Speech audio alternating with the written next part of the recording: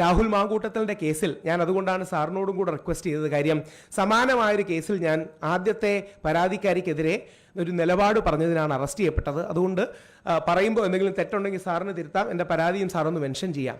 എനിക്ക് മനസ്സിലാകാത്തൊരു കാര്യം, അല്ലെങ്കിൽ ഞാൻ ഏറ്റവും മയമായി കോടതിയുടെ മുന്നിലുള്ളൊരു വ്യക്തി എന്ന നിലയിൽ ചോദിക്കുകയാണ്, റേപ്പ് ചെയ്തു, മുഖത്തടിച്ചു, ഉപദ്രവിച്ചു, തുപ്പി, അവരെ ഒരുപാട് ദ്രോഹിച്ചു, ഇതെല്ലാം കഴിഞ്ഞ് ഒരു ഫ്ലാറ്റ് അയാളോടൊപ്പം മേടിക്കാൻ ഏതെങ്കിലും സ്ത്രീ തയ്യാറാകും?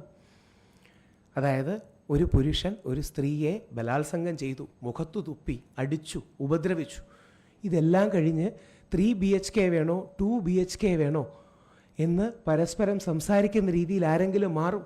ബന്ധങ്ങളിൽ ഏറ്റക്കുറച്ചിലുകളൊക്കെ വരും, സൗന്ദര്യപ്പടക്കങ്ങൾ വരും, അടി വരും, ഫൈറ്റ് വരും. പക്ഷേ ആ ബന്ധങ്ങളിലെ സ്വകാര്യ നിമിഷങ്ങൾ വെപ്പണൈസ് ചെയ്യപ്പെടുന്നത്, ആയുധവൽക്കരിക്കപ്പെടുന്നത് ശരിയാണ്. നമ്മുടെ നിയമത്തിൻ്റെ അടിസ്ഥാനം, ഇന്ത്യൻ മാത്രമല്ല ലോക നിയമത്തിൻ്റെ അടിസ്ഥാനം പ്രിസംഷൻ ഓഫ് ഇന്നസെൻസ് എന്നൊരു കാര്യമാണ്. അതായത് ഒരു വ്യക്തി is innocent until proved guilty. ഇതാണ് ഇന്ത്യയിലെയും ലോക നിയമത്തിൻ്റെ അടിസ്ഥാനം. അപ്പോൾ രാഹുൽ ഈശ്വറിൻ്റെയോ രാഹുൽ മാങ്കൂട്ടത്തിൻ്റെയോ ബാക്കി ആരുടെയും സ്ത്രീപക്ഷ കേസുകൾ എടുത്താൽ ഇവിടെ നടക്കുന്നത് പ്രിസംഷൻ ഓഫ് ഗിൽറ്റാണ്. അതായത് ഇവിടെ പലപ്പോഴും A person is guilty until proved innocent എന്നാണ് നമ്മൾ പലരും സമൂഹവും മാധ്യമങ്ങളും കാണുന്നത്. നേരെ തിരിച്ച് A person is innocent until prove guilty എന്നുള്ളതാണ്. അയാളെ കോടതി കുറ്റക്കാരനാണെന്ന് വിധിക്കണമെന്നുള്ളതാണ്. രാഹുൽ മാങ്കൂട്ടത്തിൻ്റെ കേസിൽ ഒരു കാര്യം കൂടെ പറയാം, എനിക്കൊരു വ്യക്തിബന്ധവുമില്ല ആ മനുഷ്യനോട്. ഞാൻ ജീവിതത്തിൽ 2 തവണ ആ മനുഷ്യനെ കണ്ടിട്ടുള്ളൂ. ഈ ഒരു വൈരുദ്ധ്യം എന്ന് പറഞ്ഞാൽ, ഞങ്ങളുടെ പുരുഷ കമ്മീഷൻ ബില്ല് വരുന്നതിനെ തടയാൻ ശ്രമിച്ചതും ശ്രീ VD സതീശനിൽ ഇടപെട്ട് പുരുഷ കമ്മീഷൻ ബില്ല് ശ്രീ എൽദോസ് കുന്നപ്പള്ളി അവതരിപ്പിക്കരുത് എന്ന് ശക്തമായി അന്ന് സമ്മർദ്ദം ചെലുത്തിയത് രാഹുൽ മാങ്കൂട്ടത്തിലാണ്. എനിക്ക് ഒരു വ്യക്തിബന്ധവുമില്ലാത്ത ആളാണ്. പക്ഷേ അദ്ദേഹത്തിനെതിരെ ആദ്യ പരാതി വന്നപ്പം ബഹുമാനപ്പെട്ട കോടതി പറഞ്ഞു പീഡനാരോപണം നിലനിൽക്കില്ല. രണ്ടാമത്തെ പരാതി വന്നപ്പം കോടതി പറഞ്ഞു ഈ പരാതിയിൽ ഞങ്ങൾ സംശയം രേഖപ്പെടുത്തുന്നുവെന്ന്. അപ്പോൾ ഒരു വ്യക്തിയെ ഇങ്ങനെ കടന്നാക്രമിക്കുമ്പോൾ അയാൾക്കും ഒരു അമ്മയില്ലേ, അയാൾക്കും വീട്ടിൽ ആൾക്കാരില്ലേ, അവർക്ക് മക്കളില്ലേ? ഈ അതിജീവിതയെ, പരാതിക്കാരിയെ, ഇരയെ ഏത് വാക്ക് വിളിച്ചാലും ഏറ്റവും ബഹുമാനത്തോടെ നമ്മൾ കാണണം. അപ്പുറത്ത് നിൽക്കുന്ന ആണിനും ഇതൊക്കെ ഇല്ലേ? ഇതിൻ്റെ പേരിലാണ്, ഇത് പറഞ്ഞതിൻ്റെ പേരിലാണ് ഞാൻ 16 ദിവസത്തോളം കിടന്നത്.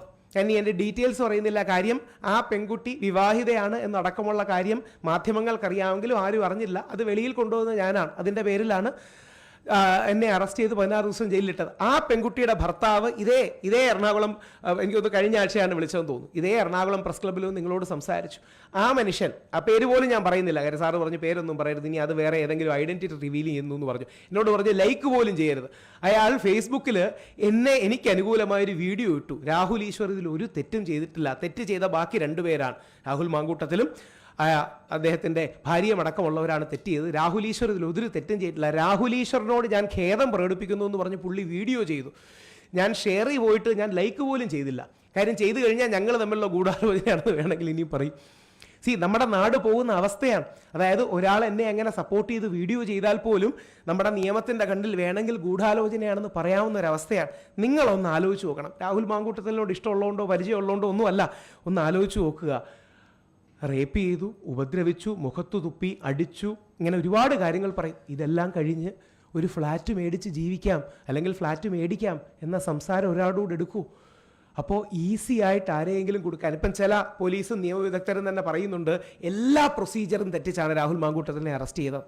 അതായത് ഒരു വിദേശ രാജ്യത്താണ്, രാജ്യത്തിൻ്റെ പേര് പോലും പറയുന്നില്ല, നിങ്ങൾക്കറിയായിരിക്കും. ആ വിദേശ രാജ്യത്തു നിന്നടക്കം മുഖ്യമന്ത്രിക്ക്, ഇപ്പം അങ്ങനെയാണ് പുതിയൊരു ട്രെൻഡ്, പരാതികളെല്ലാം മുഖ്യമന്ത്രിക്കാണ് വരുന്നത്. കാര്യം എന്തുകൊണ്ടാണ് അങ്ങനെ പറയുമ്പോഴേ ശ്രദ്ധ കിട്ടുള്ളൂ. മുഖ്യമന്ത്രി എന്ന് പറയുമ്പോഴേ. രണ്ടാമത്തെ പരാതിക്കാരി KPCC പ്രസിഡന്റാണ്, ഇമെയിൽ അയക്കുന്നത്. എന്തുകൊണ്ടാണ് എന്ന് പറഞ്ഞാലേ ന്യൂസ് വാല്യൂ കിട്ടുള്ളൂ. ഇത് അടുത്ത ആഴ്ച ഇത് ചോദ്യം ചെയ്യാൻ ഞാൻ ഉണ്ടാവുമോ എന്നറിയില്ല. ബെയിലി ക്യാൻസലായി വീണ്ടും ചിലപ്പോൾ അകത്ത് പോകും. നിങ്ങൾ ചോദ്യം ചെയ്യലേക്ക് പിന്നെ ആര് ചോദ്യം ചെയ്യാനാണ്? മൂന്നാമത്തെ പോയിന്റിലേക്ക് പോകുന്നതിന് മുമ്പ് നിങ്ങളോട് ഒരു കാര്യം, എന്നിട്ട് നിയമപ്രകാരം സാർ അത് പറയുമ്പോൾ പറയണം, നിയമപ്രകാരം SHOയുടെ മുമ്പിലാണ്. അങ്ങനെ നിയമമൊന്നും കൂടെ ആരും നോക്കുന്നില്ല. ഇത് നോക്കാത്തത് കൊണ്ടല്ലേ നോർത്ത് ഇന്ത്യയിൽ 9 ദിവസം കന്യാസ്ത്രീമാർക്ക് ജയിലിൽ കിടക്കേണ്ടി വരുന്നത്? ഇതേ നിർബന്ധിതം അവിടെ മറ്റൊരു വാക്കിൻ്റെ കൂടെ ചേർക്കുന്നു എന്നേ ഉള്ളൂ. ഇവിടെ നിർബന്ധിത ഗർഭഛിദ്രമാണെങ്കിൽ അവിടെ നിർബന്ധിത മതപരിവർത്തനമാണ്. അതായത് രണ്ടിലും രാഷ്ട്രീയമാണ്. ആ നിർബന്ധിത എന്ന വാക്ക് ചേർക്കുന്നതിന് രാഷ്ട്രീയമുണ്ട്. നമ്മുടെ കന്യാസ്ത്രീമാർക്ക് 9 ദിവസം ജയിലിൽ കിടക്കേണ്ടി വന്നു. നമ്മുടെ മലയാളി കൂടിയായ മാധ്യമപ്രവർത്തകൻ സിദ്ദിഖ് കാപ്പന് 1.5 വർഷം ജയിലിൽ കിടക്കേണ്ടി വന്നു. 1.5 വർഷം. എന്തിനാണെന്നറിയാമോ?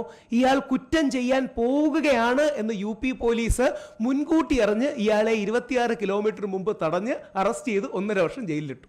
അതായത് സിദ്ദിഖ് കാപ്പൻ കാസ്റ്റ് വാറുകൾ, ജാതി യുദ്ധങ്ങൾ, ഒരു ദളിത് പെൺകുട്ടിയെ അവിടുത്തെ സവർണ ഹിന്ദു സമൂഹത്തിലുള്ളവർ റേപ്പ് ചെയ്തതാണ് കേസ്. അതാണ് നമ്മുടെ ഹത്രാസ് കേസ്. ഇത് റിപ്പോർട്ട് ചെയ്യാനൊരു മാധ്യമപ്രവർത്തകൻ പോകുമ്പോൾ ഇയാൾ ജാതിസ്പർദ്ധ ഉണ്ടാക്കാനാണ് വരുന്നതെന്ന് മുൻകൂട്ടി കണ്ട്, ചെയ്തു എന്നല്ല മുൻകൂട്ടി കണ്ട് പോലീസ് അറസ്റ്റ് ചെയ്ത് 1.5 വർഷം ഇട്ടു. ഇപ്പോഴത്തെ വിവാദ കേസായതുകൊണ്ട് പേര് പറയുന്നില്ല. ഡൽഹി കേസിൽ 5 വർഷമായിട്ട് കുറച്ച് ചെറുപ്പക്കാരും വിദ്യാർത്ഥികളും വിചാരണ പോലും കിട്ടാതെ, ബെയിൽ കിട്ടാതെ കിടക്കുന്നില്ലേ? അതേ മിസ്യൂസാണ് ഇവിടെ. നമുക്കവിടെ മിസ്യൂസ് ഉണ്ടാകുമ്പം പൊള്ളാറുണ്ടല്ലോ. അതായത് നോർത്ത് ഇന്ത്യയിൽ നിയമത്തിൻ്റെ മിസ്യൂസ് ഉണ്ടാക്കി മുസ്ലിങ്ങളെയോ ക്രിസ്ത്യാനികളെയോ ദളിതരെയോ ന്യൂനപക്ഷങ്ങളെയോ വേട്ടയാടുമ്പോൾ നമ്മൾ ശക്തമായിട്ട് പറയണം. ഒരു സംശയമില്ല, ശക്തമായിട്ട് പറയുന്ന വ്യക്തിയാണ് ഞാൻ, എന്നാൽ കഴിയുന്ന രീതിയിൽ നാഷണൽ മീഡിയയിലും. അതുതന്നെയല്ലേ ഇവിടെ നടക്കുന്നത്. അവിടെ ക്രിസ്ത്യാനിയും മുസ്ലിമും ദളിതും ന്യൂനപക്ഷവും ആണെങ്കിൽ ഇവിടെ സ്ത്രീ സംരക്ഷണം, അവിടെ രാജ്യസ്നേഹം എന്ന പേരിൽ, ഇവിടെ സ്ത്രീ സംരക്ഷണം എന്ന പേരിൽ, അവിടെ ദേശീയത എന്ന പേരിൽ, അവിടെ ഭാരത് മാതാക്കി ചെയ്യുന്ന പേരിൽ, ഇവിടെ അതിജീവിതാക്കി ചെയ്യുന്ന പേരിൽ പേര് മാത്രമേ മാറുന്നുള്ളൂ. ഒരേ കള്ളത്തരമാണ് കാണിക്കുന്നത് എന്ന് നമ്മൾ മറക്കരുത്. നാളെ ഇത് ആർക്കെതിരെയും പ്രയോഗിക്കപ്പെടാം. ഒരു കാര്യം കൂടെ പറഞ്ഞിട്ട് സാർ ഈ പരാതിയുടെ ഡീറ്റെയിൽസ് പറയും. കാര്യം അത് ഞാൻ പറയേണ്ട, അത് നിയമപരമായ ചില മിതത്വം സൂക്ഷിക്കുകയാണ്. കാര്യം എൻ്റെ അമ്മയും എൻ്റെ വൈഫും എൻ്റെ മകനും നമ്മുടെ വീട്ടുകാരെല്ലാം ടെൻഷനിലാണ്. കാര്യം എൻ്റെ അമ്മ എന്നോട് ശരിക്കും ഏതൊരമ്മയും ചോദിക്കുന്നതാണ്, നിനക്ക് ഇത് എന്തിൻ്റെ കേടാണ്, വേറെ ആരെങ്കിലും അറസ്റ്റ് ചെയ്യുമെങ്കിൽ നിനക്ക് എന്താണ്? ശരിയാണ്, വളരെ കറക്റ്റാണ്. എനിക്ക് എന്തിൻ്റെ കേടാ? നാളെ നമ്മളെ അറസ്റ്റ് ചെയ്യുമ്പോൾ ഇതുപോലെ ആരും കാണില്ല. അതാണ് പ്രശ്നം.